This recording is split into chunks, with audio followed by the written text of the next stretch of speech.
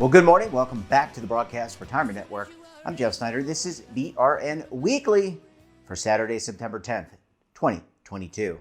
It's been another great week of great topics and, of course, great guests. We kicked off the week with a look at whether the housing market is cooling. Let's take a look. Not collapsing. Let's start there. Okay, softening, absolutely softening. So we're starting to see we're definitely seeing a deceleration in home prices, which is understandable. We've had this incredible, decade plus run up in home prices. We're starting to see a little softness there. I mean, it started really at the beginning of the summer with as interest rates rose, people's interest in the market sort of fell off a little bit. But I don't think that this is really going to be a collapse. This is definitely a softening and a deceleration overall of interest in home sales. Yeah, no, it's absolutely market specific. Yeah, so it wasn't Des Moines, it was Boise. So a lot of people. Sorry, Boise. Sorry, Boise. Even before the pandemic, a lot of people were interested in Boise, and during the pandemic, a lot of people moved to Boise because they wanted to get away from some of the coastal areas on the West Coast. Boise has the tide has turned in Boise in terms of people moving in there, and so prices and interest, that market has fallen dramatically. And I think you're starting to see a little bit of that in Phoenix, a little bit of that in Las Vegas, a little bit of that in Austin, Texas. These are all the markets that got really, really, really inflated sort of over the last couple of years. So it's not a crash, but it starts to be a little bit of a normalizing. Overall, yes. So I was looking at some Realtor.com data from July. Rent prices have gone up for 17 months in a row now. So there was that brief dip during the start of the pandemic, and then that pretty much ended. Yeah, rents are still going up. They are stabilizing a bit in some markets. But the other thing that I'm starting to think about too is what costs are those landlords facing? And one of the big ones is starting to be the energy costs this winter. And I think that is going to put additional pressure on landlords. So even as the market sort of starts to be maybe a little calmer and they don't want to raise rates as much, they also are dealing with higher costs. So it's something I'm going to be watching. Industrial is still strong, even though Amazon has said they're delaying some projects. We still need places to store things. Same thing for self-storage. Big question mark. I think I talk about this every time. It's still office. We still haven't figured out where we land as a country on hybrid work, remote work, how that's all going to play out. You've got companies like Apple saying, okay, you have to be in the office certain days. Maybe that takes off. There's something interesting thing happening with hybrid work, where I think that as people go to the office more, they end up wanting to go more days. And I think that's a phenomenon I'm watching. That's making me feel a little more optimistic about office real estate. But that is still the area that is definitely the one to watch. Next up, we discussed single stock ETFs. What are they? Let's take a look. So the single stock ETF products are really interesting. They're levered versions of a single stock. So for example, Tesla is one of the more popular ones. So you have a bull and bear Tesla single stock ETF. On the bull side, you get 1.5 times exposure to the daily movement of Tesla. So for investors who are, super bullish on Tesla and they think that the stock is going to sort of trend upward, compounding and that extra leverage will benefit in their favor. So you're essentially adding some juice to your exposure and your investment in Tesla over time. So my thoughts on this are that I think it's great, and I think it's a great way to evolve the future of ETFs. So for years, we sort of have relied on the 1940 Act fund, and it works great for your classic indices. But for different types of themes, kind of like pick one, whether it's cannabis or whether it's autonomous vehicles or, sort of anything, right? Psychedelics, 5G, whatever it is. There are rules, in terms of how many names an ETF has to hold and diversification rules and things like that. So, there aren't enough, for example, pure EV companies to just create an ETF that has only EV companies. So if you look at some of the popular ones out there, they have Tesla, they have Rivian, they have Ford, which arguably, doesn't generate most of their money from EV. They have NVIDIA and Honeywell in there, which, contribute to the build out of these products, but that's not really what people are looking for exposure to. So when you think about a product that has, a couple of names or a single stock name that is just leveraged to a theme, I think it's super attractive for traders and retail investors, because you're actually getting pure thematic exposure to the exact stock that you want exposure to, or the few stocks that you want exposure to, and not necessarily, the whole general universe that's related to it. So I think they're going to be a great complement to thematic investing. Yeah, for sure. I think, you bring up a good point. So the number one issue, I think, is concentration risk, right? I think that, the ETF issuer is assuming that you're not only buying that one ETF and that's, your entire portfolio, but the benefit of having a diversified basket of a couple of names, or, the classic ETF that I mentioned before that might have some of these other names, is that you reduce your concentration risk. So if one name, if Elon Musk comes out and says, I hate Teslas now, and the stock comes crashing down, you're in a lot of trouble. You're in a lot of trouble if you have the bull fund, right? And there's sort of nothing else to buffer that. So concentration risk is number one. Number two is just understanding levered inverse ETF products. So I spent over a decade at a levered inverse ETF product shop. I know them super well. So trend is your friend. If the market is trending in either direction, whether you're a bull or a bear, you're going to benefit, because compounding will essentially work in your favor as the ETF rebalances and increases exposure or reduces exposure to a particular index directionally. Where you get into trouble with these is if you have a market like we have now, where you have range bound volatility, meaning, Tesla's up 5% one day, down 5% the next day, up 5, down 5, that tends to lead to decay. And even if at the end of the month, let's say Tesla's up 10%, but every day in between it's kind of, hinged up and down 2 to 3% ranges, you're likely to underperform 1.5 what Tesla did. You could be negative, you could be positive, and that's the real risk. So compounding in range-bound volatile markets tends to lead to investment decay. So, sort of proceed with caution and just understand that, you need to sort of have a conviction on two things. One, that the single stock is going to, move upward or downward. And number two, that you expect volatility to be sort of relatively stable, and that you expect a trend to also occur during that time period. Otherwise, it's a little bit risky. Well, we're halfway through our best segments of the week. When we come back, the other half of our best segments, you're going to want to stay tuned right here on BRN Weekly.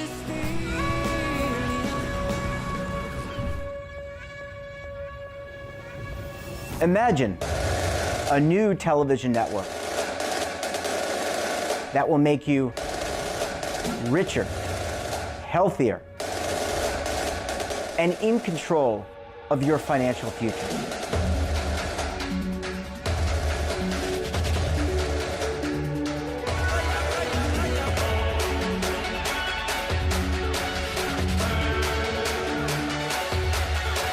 This network is for the policewoman in Nashville, Tennessee, the baker in Dubuque, Iowa, the teacher in Lexington, Kentucky. We want to make the idea of savings and retirement culturally relevant. But what do you see as a defining issue of the midterms, especially for the smaller businesses? I mean, they are the lifeblood of the American economy.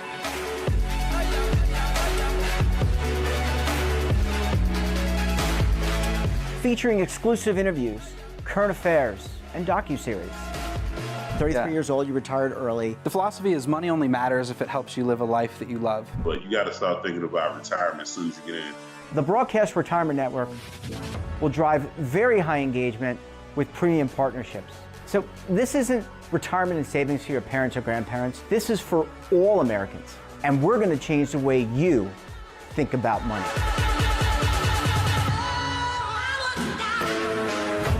Welcome to the next frontier of retirement and savings. This is BRN, the Broadcast Retirement Network. Welcome back. Next up, we discussed how inflation is affecting discretionary spending, but not retirement preparedness. Let's take a look. Sure. So this is Life Insurance Awareness Month, as you mentioned already. This is the one time a year the industry comes together and really tries to tighten its focus around the importance of life insurance and protecting those that you love. So as part of our effort to participate in increasing that awareness, we conduct our own survey. And much like the rest of America, inflation is top of mind for most folks. It's also impacting the way people are spending. So specifically, it's affecting discretionary spending. What we're not seeing, though, is that it's really having a material impact on spending around retirement planning, around life insurance, and even cybersecurity, those things that protect our identity as we are operating more frequently online.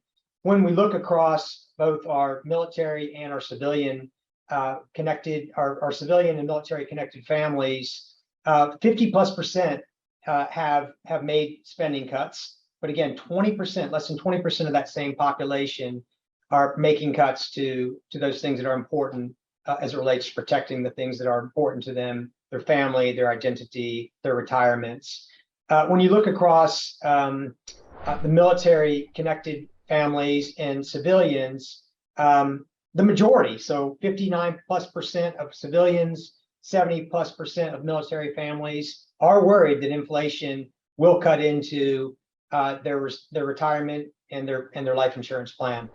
Yeah, I certainly believe in the industry surveys and industry results suggest and support this view, right? The pandemic in general really heightened the awareness of life insurance. It helped many folks sort of reckon with their own mortality, if you will, and really underscored the importance of making sure that you're prepared for the unexpected. And life insurance is certainly a key tool in that effort. What about household debt? Is there any difference?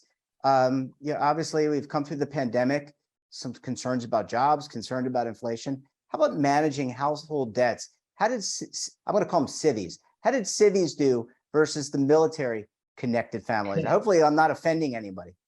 Sure. Well, we're proud because we serve military service members here at USAA, and we are very proud of the fact that when we look at the military connected respondents to our survey that we're discussing today, more than 25% of the military respondents were more prepared and had sufficient or adequate coverage for debts and felt that they could replace 5 years of income. By contrast, if you're just looking at it statistically, 53% of those respondents, being our military connected individuals, were prepared versus roughly 39-40% of the civilians.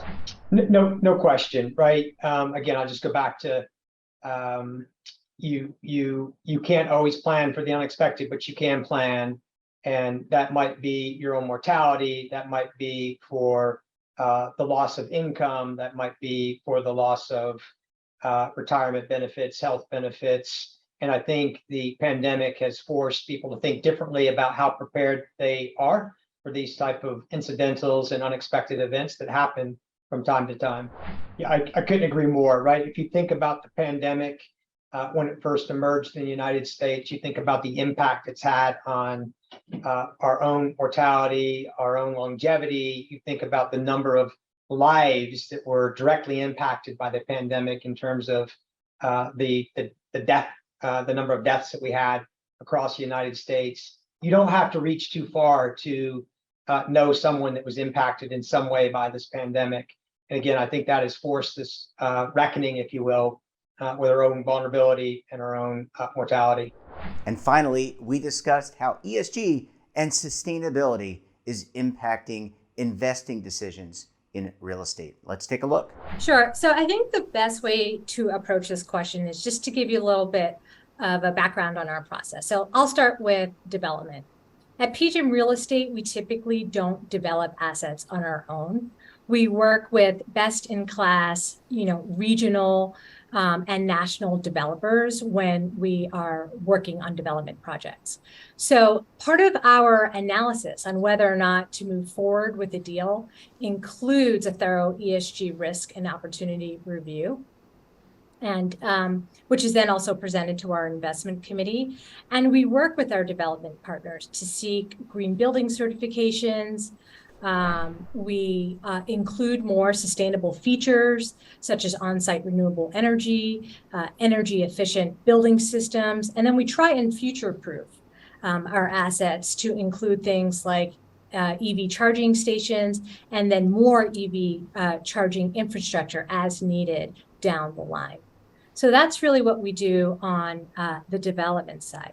In terms of operation of an existing asset, we are continually looking to improve our portfolio on an annual basis, and we do that through the budget process. So we collect property level emissions data for the majority of the assets that we own, and we use that information to help identify top candidates for energy audits, and then we use that audit information to determine where we're going to invest in terms of capital improvements. And so we require all of our assets to go through an energy audit at least every year, but we're typically doing so more often. And so I'll give you the example for this year. We did a large audit with all of our self-storage properties in the fund. So we're auditing nearly 100 self-storage facilities in collaboration with our operating partner, which is Extra Space. And we're making all of the low-cost recommended audit actions this year. And then we budgeted, and we are in the process of putting that in the budget for 2023 to make all of the higher cost measures next year. Yeah, that's a great question. And how you incorporate sustainability is easier on some properties. And some of that comes down to control. An office property would typically be the easiest because you have tenant leases that you can negotiate a lot of ESG. We have green leases. We're on our third version of green leases with tenants. It's harder with industrial tenants and retail tenants because they pick space for other factors, for more location driven or where it fits in a supply chain than an office tenant might. And if we go back to when we started our policy in 2006, we started it with just office properties, and it was very basic of green cleaning, recycling, pursuing Energy Star and LEED certifications. I mean, it was that simplistic back in 2006. It's gotten a lot more complicated. GRESB added a lot when it became prevalent in about a decade ago, and that put a lot of measurement into the equation. And that morphed into a focus on social and resilience, and everything's added on into your sustainability policy. And now that with transition risk and physical risk and social all added, that the data collection has gone way up. So I think a big part of our practice is getting the data, and getting data of properties where the bills may be in the tenant's name, not your name. It's far more difficult to get that and implement improvements. So it does matter. And like I said, is the more control you have, the easier it is to implement what you need to do. Well, I think a lot of it starts with the first interaction with a lot of clients may be an RFP that you get. And I would say now the two most prevalent questions are, how are we incorporating climate risk or climate change into our investment process? That's probably how it starts out. And you need to have a great answer for that. And we've fully integrated at UBS here, kind of a TCFD. I guess I lose, I'm the first one to use an acronym, the Task Force on Climate-Related Financial Disclosures, which, that's one of the problems with sustainability nowadays is the amount of acronyms continues to grow. But it's basically a new risk framework that includes physical risk, which is how you're incorporating physical factors such as global warming, sea level rise, increased flooding in your investment process, and transition risk, which is the risks associated with moving to a lower carbon environment. So a lot of the questions aren't quite that sophisticated yet. They're more of the general climate change question, but yeah, clients are really caring both prospective clients and new clients. Yeah. And I would say at this point, most of the social questions aren't asked as much about the property level investments, but what we're doing as a company. And it's more what is UBS's senior leadership breakdown of diversity, not, what's the diversity of our property managers and partners per se. But one thing we did start doing 2 years ago is we do track the diversity of all of our vendors at the property level. At this point, mostly to make sure we have the data and know that we're acting in a responsible manner and we're adding that into the equation for capital approvals. Sure, absolutely. Investors are very focused on the E in ESG. And also, increasingly, we are getting more and more questions about the S, and that tends to present itself in terms of DEI, of what we're doing here at PGIM Real Estate, and also health and wellness at our assets. And so, Jeff, I asked my PGIM Real Estate team to pull some data because we collect a lot of data. So I just thought I would share, we've seen a dramatic increase in investor focus on ESG. And so our ESG related questions have increased by 345% in 2020. And also 70% of all investor DDQs that we get now, that we respond to, have ESG related questions. So we fully expect that number to continue to rise annually, but there is much more of a focus on a year-over-year basis. We view certifications as an essential tool to drive better building performance. And also, we value the third-party, validation of our ESG investment. So green certifications, LEED, BREEAM, and quite frankly, others do very much matter to us. And if a building doesn't immediately have a green certification, what we do here is we conduct a gap analysis to determine what investments into the property we need to make to get the asset certified.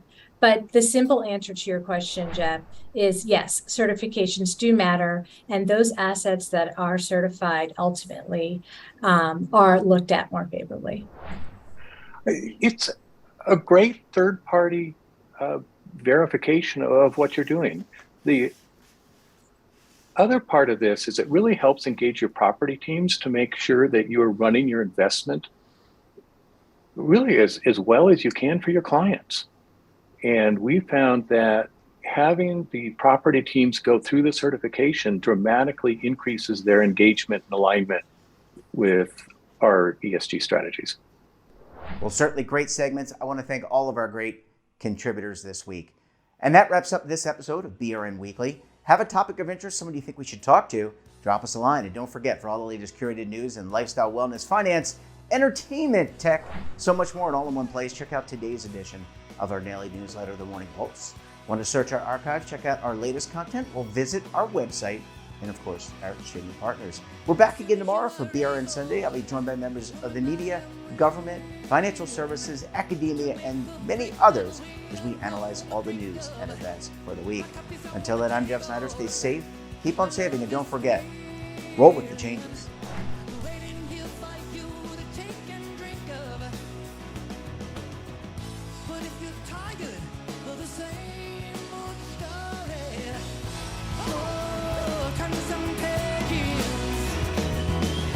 Now it's your opportunity to co-create content around any topic on the First Lifestyle and Wellness Network. Reach a global audience through our platform and co-own exclusive branded content.